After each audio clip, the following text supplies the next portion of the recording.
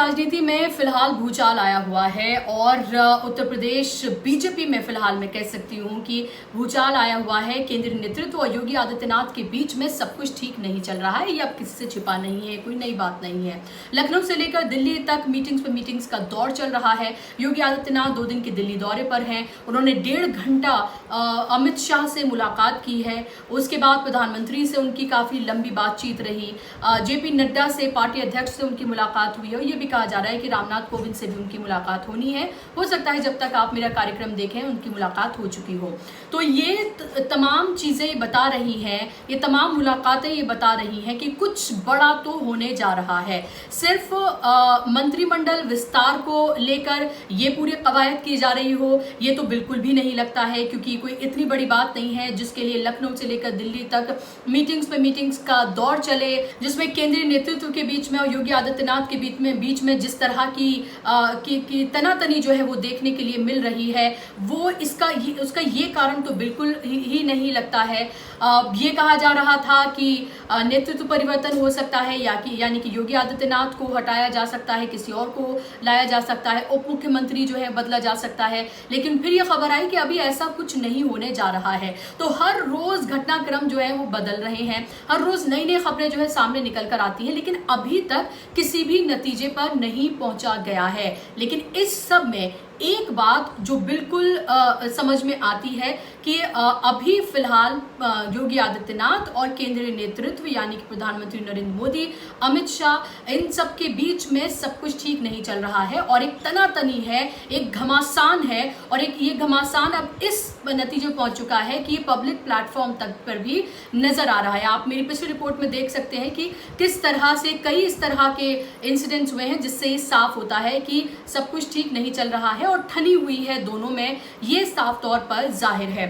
लेकिन अब आखिर होने क्या जा रहा है उत्तर प्रदेश की सियासत में, उत्तर प्रदेश बीजेपी में, उत्तर प्रदेश सरकार में आखिर ऐसा क्या बदलने जा रहा है जिसको लेकर इतनी कवायद हो रही है, जिसको लेकर जो पार्टी के प्रदेश अध्यक्ष हैं वो मुलाकात करते हैं आनंदीबेन से, गवर्नर से, फिर विधानसभा अध्यक्ष से मुलाकात करते हैं, एक बंद लिफाफा सौंपते हैं, फिर उसके बाद योगी आदित्यनाथ दिल्ली तरफ किए जाते हैं और फिर यहाँ पर मीटिंग्स होती हैं और फिर आरएसएस के साथ, पार्टी नेतृत्व के साथ, केंद्रीय नेतृत्व के साथ मीटिंग्स का दौर चलता है। लेकिन अभी तक नतीजा क्या निकल कर आ रहा है, इसको लेकर अभी एक कंफ्यूजन की जो स्थिति है वो बनी हुई है। लेकिन आगे आने वाले वक्त में कुछ बड़ा हो सकता है, इसकी सुगबुगाहट जो है साफ तौर पर देखी जा सकती है। इस सब के बीच अपना दल की अनुप्रिया पटेल जो है उनसे भी मुलाकात की है। अमित शाह ने राजभर को लेकर भी कई तरह की बातें की जा रही है कि उनको भी मनाने की कोशिश है, उनसे ही बात की जाएगी। हालांकि अभी एक टीवी डिबेट में राजभर ने साफ कर दिया कि वो किसी भी हालत में बीजेपी के तरफ नहीं जाएंगे। उन्होंने कहा कि डूबता हुआ जहाज है, उसमें कोई नहीं चढ़ना चाहेगा और उन्होंने बड़े पैमाने पर क्रिटिसाइज भी किया बीजेपी को, तो उन्होंने साफ कर दिया कि उधर नहीं जाएंगे। इस सब के बीच दैनिक भास्कर ने एक खबर छापी है जो कि काफी चौंकाने वाली है और इसको लेकर अभी तक बात नहीं की गई है। दैनिक भास्कर अखबार के सूत्रों के हवाले से उसने ये खबर छापी है। उसका ये कहना है कि ऐसा हो सकता है कि उत्तर प्रदेश का विभाजन किया जाए, यानी कि उत्तर प्रदेश को 2 हिस्सों में बांटा जाए। इससे पहले जब उत्तर प्रदेश का विभाजन हुआ था तो उत्तराखंड बना था और अब ये दैनिक भास्कर की खबर के हवाले से कहा जा रहा है, मैं बता रही हूँ आपको कि अब पूर्वांचल जो है उसको अलग किया जा सकता है और एक अलग राज्य जो है बनाया जा सकता है। क्योंकि इससे पहले मैं आपको बता दूं कि पूर्वांचल और हरित प्रदेश को लेकर मांगे जो है वो हमेशा से उठती रही हैं, लेकिन अभी तक समाजवादी पार्टी या बीएसपी जो भी सत्ता में आई, अभी तक किसी ने इसको लेकर उस तरह से काम नहीं किया। तो क्या बीजेपी ये करने जा रही है? क्या बीजेपी ऐसा करके पूर्वांचल में जो उसे 2017 में कामयाबी हासिल हुई थी, 115 सीटें जो उसकी झोली में गई थी और अब तक का 27 सालों का सबसे बेहतरीन उसका परफॉर्मेंस था, और क्या उसकी नज़र अब उसी वोट पर है और उसको ये लगता है कि इस तरह से विभाजन करके उत्तर प्रदेश को 2 हिस्सों में बांटकर जो उसकी सारी नाकामियां हैं उस पर पर्दा डाला जा सकता है, चाहे महंगाई हो, अनएम्प्लॉयमेंट हो, या फिर इकोनॉमी का पूरा गर्क में जाना हो, या फिर महंगाई का बढ़ना हो, पेट्रोल डीजल के दाम हो, और उन सब के ऊपर कोरोना से हुई बदनामी, नाकामी, मरते हुए लोगों की वो तस्वीरें, गंगा में तैरती हुई वो लाशें, प्रयागराज पे दबे हुए वो शव, वो उस सब ने सरकार की इतनी नाकामी की है, इतनी बदनामी की है, इतनी नाकामी सरकार की खुलकर सामने आई है कि अब उसको समझ नहीं आ रहा है कि आखिर वो ऐसा कौन सा तुर्क इक्का जो है वो खेले जिससे ये सारी जो उसकी नाकामियां हैं, बदनामियां हैं, इनको छिपाया जा सके।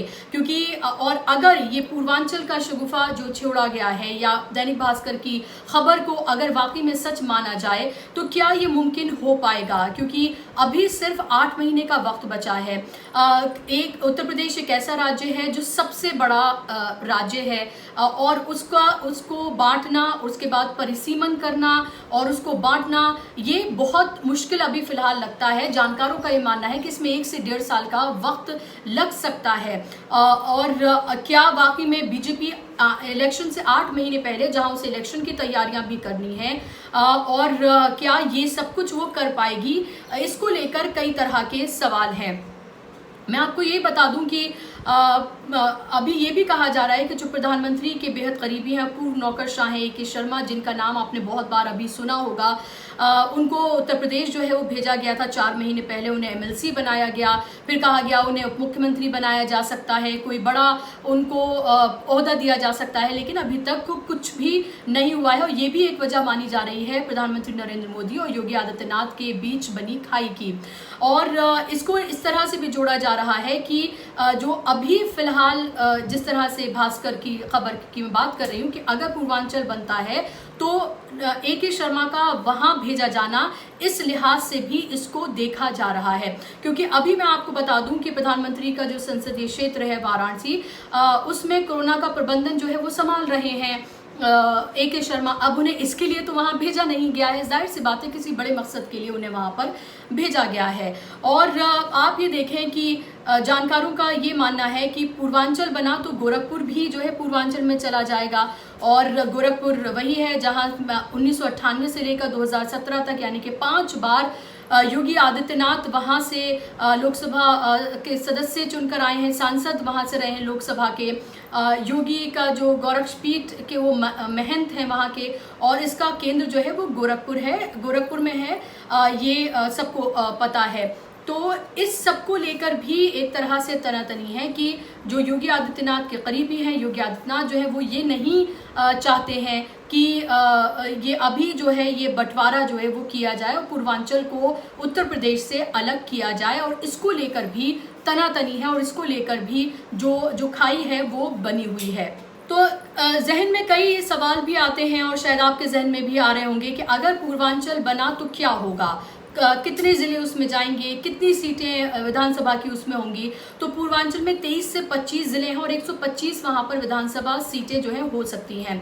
सूत्रों के मुताबिक पूर्वांचल में गोरखपुर समेत 23 से 25 जिले जो हैं वो शामिल हो सकते हैं और इसमें 125 विधानसभा सीटें भी होंगी। कहा जा रहा है कि जिस तरह से मैंने आपको बताया कि इसको लेकर जो योगी खेमा है वो नाराज है, वो सहमत नहीं है, और इसी को लेकर तमाम जो ऊहापोह है की स्थिति जो है वो बनी हुई है।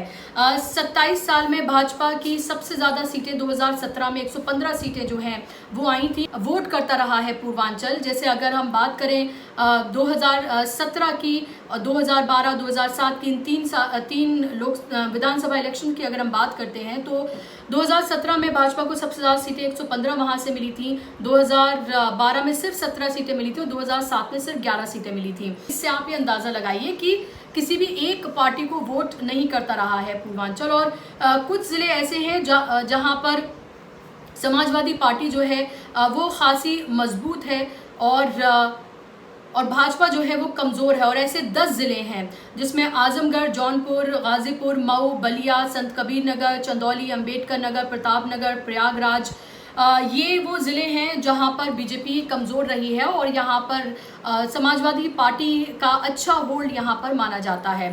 खैर ये तमाम बातें बात की हैं। पहले देखना होगा कि दैनिक भास्कर की ये जो खबर छपी है इसमें कितनी सच्चाई है, क्या वाकई में आगे आने वाले दिनों में ऐसा देखने के लिए मिल सकता है, और ऐसा होता है तो ये बहुत बड़ी खबर होगी कि इलेक्शन से 8 महीने पहले इस तरह की अगर बात भी की जाती है तो अपने आप में बड़ी बात है। और क्या ऐसा करके बीजेपी अपनी जो नाकामियां हैं, खामियां हैं, उसको छुपाने की कोशिश कर रही है, क्या ध्यान भटकाने की कोशिश है? ये पूर्वांचल का क्या जो सीटें हैं, क्या जो 115 सीटें उसे मिली थी, 27 साल का उसने रिकॉर्ड अपना तोड़ा था, क्या उसी रिकॉर्ड को कायम रखने की कोशिश है? और जाहिर सी बात है अगर पूर्वांचल एक अलग स्टेट बनता है, अगर बीजेपी का अभी वहां पर होल्ड है और अगर वो बन जाता है राज्य, तो जाहिर सी बात है कि बीजेपी इसको देखेगी कि उसका एक और प्रदेश में उसका मुख्यमंत्री बन सकता है। लेकिन ये सारी चीजें अभी दूर की कौड़ी ही नजर आती हैं, लेकिन ये जरूर है कि इस तरह की खबरें बाहर जब निकल कर आई हैं तो, और अगर इस तरीके से एक भरोसेमंद अखबार अगर इतनी डिटेल में अपनी रिपोर्ट को छापता है तो कुछ ना कुछ तो है जिसकी पर्देदारी है।